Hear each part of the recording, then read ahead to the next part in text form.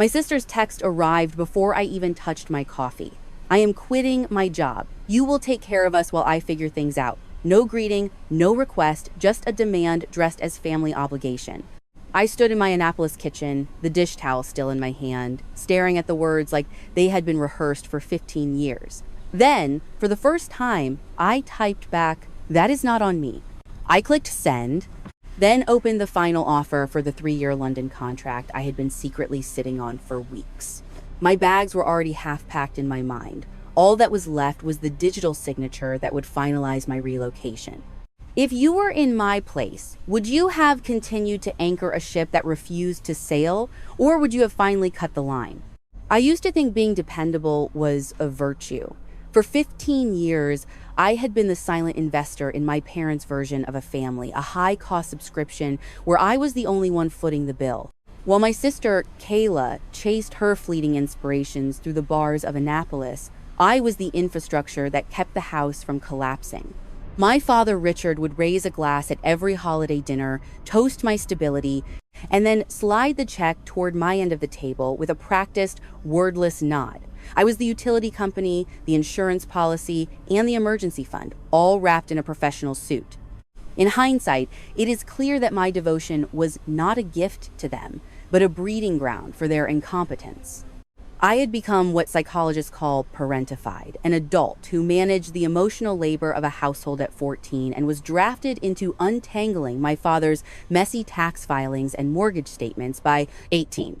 I wasn't just a child. I was the unofficial chief of staff for a family that refused to manage itself. I told myself it was my duty as the eldest daughter to be the good girl. But in reality, I was bound by the invisible chain of the survivor, a survival tactic where you learn to absorb everyone else's chaos just to keep the roof over your head. It took me years to understand that being the reliable one is often just a polite way of saying you are the easiest to exploit. I spent the morning sitting at my mahogany desk, looking out at the gray, churning water of the Chesapeake Bay. I wasn't just thinking, I was accounting. I pulled up the digital archives of the Legacy Fund, the entity that managed our family's supposedly hallowed assets. As the director of operations, I had access to every leak, every overdraft, and every reckless expense Richard and Kayla had ever incurred. This wasn't a family history anymore, it was a ledger of betrayal. I began to systematically download the evidence-scanned receipts for Kayla's designer wardrobes, Christina's mounting country club debts, and Richard's failed speculative investments. It took me less than 30 minutes to compile 15 years of financial exploitation. I moved the files to a secure, encrypted drive and then opened a blank document to draft my resignation from the fund. It was short, clinical, and devoid of the family-first sentiment they used as a leash. I hit save as draft. I wasn't ready to fire the shot just yet, but the weapon was loaded. I realized then that some forms of dependence remain invisible until you stop cooperating. I was about to close my laptop when a notification from my old savings account, the one my father had helped set up when I was a minor, suddenly flashed on my second monitor. The balance had dropped to precisely 0. The doorbell rang like a clinical warning. I did not need to check the peephole to know who was standing on the other side of that door. My parents and Kayla entered my apartment not as guests, but as shareholders demanding an update on a failing venture. Richard did not ask about my morning or the coffee I was still holding. His eyes immediately went to the laptop on the counter. Christina was already performing her role as the distressed matriarch, dabbing at eyes that were not quite wet. Kayla hovered behind them, her designer coat worth more than my monthly mortgage. She was building her brand, a venture as hollow as the promises she had made me for a decade. They sat on my furniture with a terrifying ease, as if their presence was a luxury I should be grateful to host. I practiced the gray rock method, becoming as uninteresting and unreactive as a nondescript stone. I listened to their pitch without interrupting. It was a masterclass in the illusion of power from an empty wallet. They spoke, as if they still held the majority stake in my life, despite having 0 equity left. Kayla is at a turning point, Richard said, leaning forward with his hands clasped the way he used to negotiate subcontractor bids. She needs a primary guarantor for a $350,000 bridge loan. I've handled the initial paperwork, but the bank requires a co-signer with your specific income bracket and credit score to clear the debt-to-income hurdle. It's a formality for someone with your portfolio, Sierra. I looked at the legal documents he slid across my table. He did not see a daughter. He saw a guarantor. With the clarity of time, I see that they were not even trying to hide the transaction anymore. They had spent years convincing me that my value was tied to my utility. I realize that sometimes you are not actually a member of the family. You are just a contingency plan for their avoidable disasters. They treated my silence as consent, a habit I had reinforced for 15 years. Christina sighed. It is about the family legacy, sweetheart. We all have to make sacrifices. If I am being honest, the old version of me would have already been reaching for a pen, calculating how many extra hours I would need to work to cover the inevitable default. But I was not that person anymore. I was a tactician. I picked up the folder, my fingers tracing the edge of the paper, and looked Richard directly in the eyes. My voice was calm and clinical, a total departure from the daughter they thought they knew. I will consider signing this, I said softly, on one condition. I need you to explain exactly why my college savings account was drained to zero the day I turned 18. Richard's silence was more honest than any excuse. He did not deny it. He simply looked at the floor as if my stolen future was a minor clerical error that I was being dramatic for noticing. I did not wait for the excuses, the "we were in a bind" or the "Kayla needed it more" speeches. I simply picked up my laptop and left them standing in my kitchen. I spent the next 3 hours in Grant's office. Grant was a specialist in high asset litigation and a man who understood that in Annapolis, a forged signature was a swifter death sentence than a bankrupt business. He was clinical, his movements precise as he pulled the archived records of my custodial UTMA account. My father had liquidated $75,000 of my legal property to pay off the creditors for Kayla's first failed lifestyle boutique. At the time, I didn't realize that my stability was actually a form of forced servitude. For a decade, Richard told me the account had collapsed during the 2008 residual fallout. It wasn't until Grant helped me run a forensic audit last month that I saw the actual transfer papers. The ink on his forgery was 10 years old, but in the eyes of the law, the clock only started ticking the moment I discovered his deceit. I had spent 4 years working 3 jobs and taking on student loans because my father had decided my education was less important than Kayla's vanity. Reflecting on those moments, I see that this was the moment the contract of family was officially breached. Some forms of betrayal are not loud. They are calculated, quiet, and documented in ink. If I am being honest, the discovery didn't even make me angry. It made me analytical. I was no longer a daughter. I was a creditor. I wasn't their daughter. I was their retirement strategy, a safety net they never intended to stop falling into. Grant warned me that the legal path would be difficult. "This is not a television drama, Sierra," he said. "We cannot simply call the police and expect a resolution by morning. There will be filings, depositions, and a significant amount of friction from the bank's legal department. It will be a slow, expensive grind." I nodded, then added, "And Grant, make sure we audit the tax filings. If Richard spent my UTMA funds without reporting them as income, the IRS will have a far more aggressive interest in his books than I do." I wanted him to understand that this wasn't just a family dispute. It was a matter of federal compliance. I was prepared for the friction. I lived in a high-pressure environment for 15 years. I knew how to wait. As I left his office, a new email notification appeared on my phone. It was a formal digital invitation to the Gala of Founders at the Annapolis Yacht Club scheduled for Friday night. My father was slated to receive a Lifetime Achievement Award for his community leadership. I stared at the gold-edged graphic on the screen. The stage was set. The truth was hidden behind a thin paper wall. $350,000. That was the figure Richard had presented as an investment in Kayla's future, but my investigation revealed it was actually an invoice for her moral insolvency. I sat in Grant's conference room as the afternoon light turned the Chesapeake to a cold, metallic gray. Grant slid a copy of a non-disclosure agreement across the table, one that Kayla had failed to sign because she could not afford the entry fee for silence. Kayla had not left her job to find herself. She had been escorted from the building after attempting to divert $75,000 of client funds into a private account. The $350,000 loan was not for a new business. It was the price of a settlement to avoid a criminal fraud indictment. Richard and Christina were not asking for my help. They were asking me to be the primary guarantor of their daughter's crimes. Looking back now, I realized that in my father's world, a lack of character is a manageable expense, but a lack of reputation is a total loss. Richard's seat on the board of the Annapolis Yacht Club was the only equity he truly valued. If the Baltimore district attorney moved forward with a public filing against Kayla, the scandal would ripple through the local papers, and Richard would be stripped of his lifetime membership by Saturday morning. My parents were not protecting Kayla. They were protecting their access to the club's cocktail hour. I was expected to provide the liquidity for a moral bailout I had never authorized. If I am being honest, seeing the litigation file did not make me angry. It made me feel clinical. I was observing the illusion of power from an empty wallet, a psychological state where a person believes their social status is an asset that justifies the exploitation of others. Richard and Christina were so consumed by the optics of their legacy that they had forgotten the cost of its maintenance. It took me years to understand that some people do not want a family. They want a cast of extras to play supporting roles in their personal mythology. I sat there for several minutes, the hum of the office ventilation, the only sound in the room. I was no longer just a daughter. I was the only person in the room who understood the actual math of the situation. My father was attempting a hostile takeover of my financial independence to cover a debt he had no intention of repaying.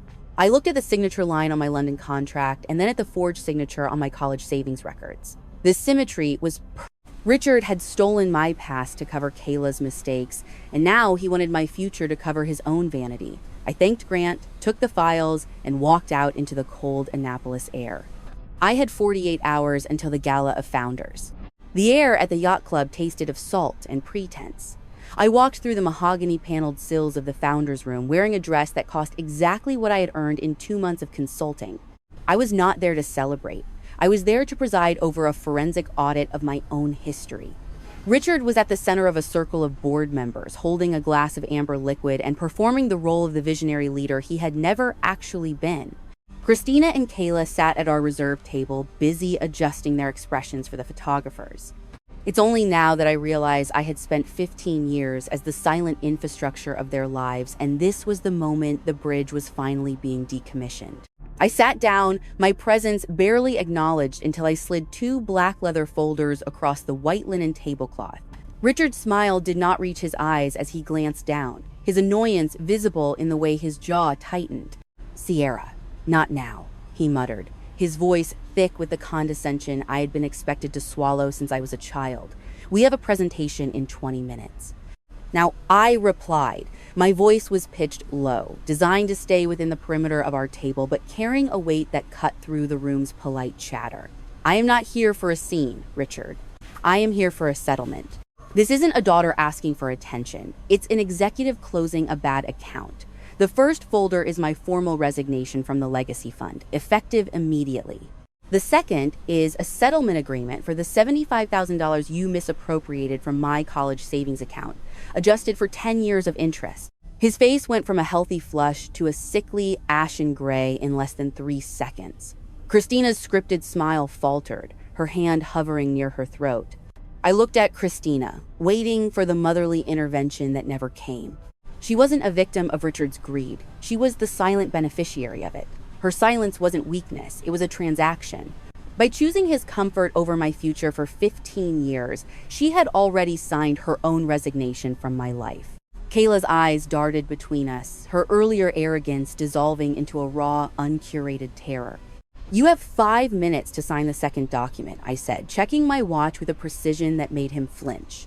"If you sign this civil settlement, acknowledging the debt, I will withhold the formal criminal complaint regarding the forged signatures. If you do not, my legal team is prepared to file with the district attorney tonight, and every board member in this room will be subpoenaed as a witness. You will lose your seat, your membership, and the only version of yourself you actually care about." It was a masterclass in the illusion of power from an empty wallet. Richard realized his social equity was a loan I was no longer willing to renew. If I am being honest, watching his world crumble did not feel like revenge. It felt like accounting. He reached for a pen, his fingers trembling, the only outward sign of the moral bankruptcy that had finally come due. He signed both folders in a silence so heavy it felt like it would crack the crystal glasses on the table. I stood up, tucked the signed agreement into my clutch, and looked at the family I had anchored for 15 years. Congratulations on the award, Richard, I said softly. I hope the reputation is worth the cost of its maintenance. I walked out of the yacht club and toward the parking lot, the sound of the applause for someone else's life fading into the cold Annapolis wind. The Thames is a mirror of cold, gray glass. 6 months after the gala, my morning routine no longer involves checking a family ledger for leaks or covering an overdraft for someone else's vanity. My apartment in London has white walls, minimal furniture, and a view of the water that does not belong to a country club. Everything inside these 4 walls belongs to me, every bill paid, every choice documented, and every silence earned. Grant sends me updates occasionally, though I have asked him to keep them brief and strictly professional. The reports read like the liquidation of a bankrupt subsidiary. Richard had to sell the yacht to pay back the $75,000, plus interest, a move that cost him his standing in the community more than the forgery ever could. Christina stopped calling after her credit line was officially frozen. The most significant loss was not financial. It was the collapse of the illusion that they were important. Without my silent investment in their lifestyle, the Pierce family legacy was exposed for what it was, a collection of unpaid debts and hollow social ties. Kayla's fate was the most clinical of all. The notoriety from her professional fraud case made her a liability in the influencer world she so desperately craved. She is working in retail now, a town over where nobody knows her name or cares about her vision. She is learning the hard way that when the safety net is gone, the fall is not poetic. It is just reality. Looking back now, I see that I was not just their bank. I was their reality filter. I had spent 15 years shielding them from the consequences of their own choices. It took me years to understand that the best revenge is not inflicting pain. It is the act of letting people face their own true capabilities. By disappearing, I did not destroy them. I simply stopped sustaining a version of them that did not actually exist. If I am being honest, I thought I would feel a surge of triumph seeing the photos of the for sale sign on their lawn, but instead I just feel still. I realize now that some forms of silence are more expensive than others. Theirs is the silence of loss, while mine is the quiet of a debt finally cleared, emotionally and otherwise. It took 15 years to say 4 words.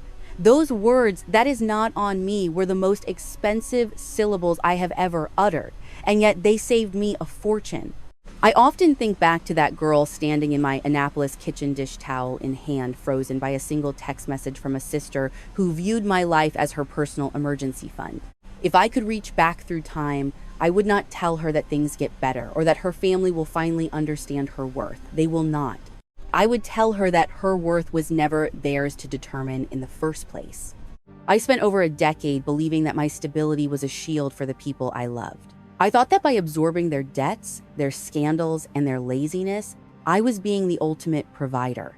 I did not realize at the time that I was actually a silent investor in their self-destruction. By being the safety net, I ensured they never learned how to walk on their own. Boundaries are not walls intended to keep people out. They are the blueprints that show people where your respect begins. The illusion of power from an empty wallet is not just about finances. It is about the emotional entitlement that occurs when someone assumes your kindness is a bottomless resource. Richard and Christina were not just using my bank account. They were using my conscience as their own personal collateral. They bet on my guilt, and for 15 years, that bet paid off.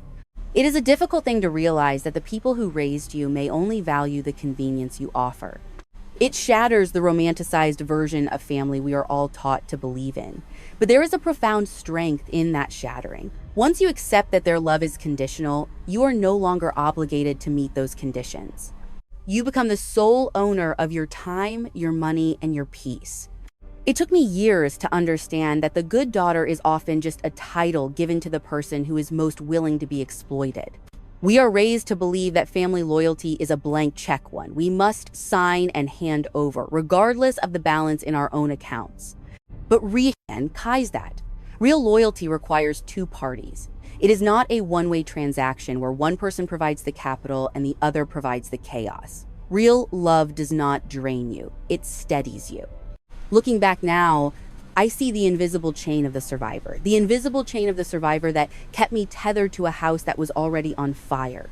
I was so afraid of being called selfish that I allowed myself to be erased. I used to think silence was a punishment, a sign that I had failed the people I was supposed to protect. Now, as I sit in this quiet apartment in London, I know that silence is actually a luxury. It is the sound of a mind no longer cluttered by someone else's emergencies. If you are the one currently carrying the weight of a family that refuses to carry itself, please understand that your departure is not an act of cruelty. It is an act of clarity. You cannot fix a dynamic where your value is based on your utility. Real love is not a debt you pay back in monthly installments. It is a steady presence that does not demand your bankruptcy to survive. The freedom I found did not roar. It whispered from the pages of a signed contract and the click of a locked door. I am no longer an unpaid insurance policy for people who did not care if I broke. I am Sierra, and for the first time in 28 years, I am living a life that I own entirely. Victory in these situations is rarely about a public collapse or a dramatic apology. It is about the moment you stop asking for permission to exist fully and start granting it to yourself. My father, Richard, and my sister, Kayla, are no longer my responsibility. They are merely people I used to know, living the lives they chose for themselves. I have cleared the ledger emotionally and otherwise, and the balance is finally in my favor. If this story resonated with you, I would really like to hear your perspective. Have you ever been the one who finally said no after years of keeping everything together? What would you have done in my place? I look forward to reading your stories in the comments below.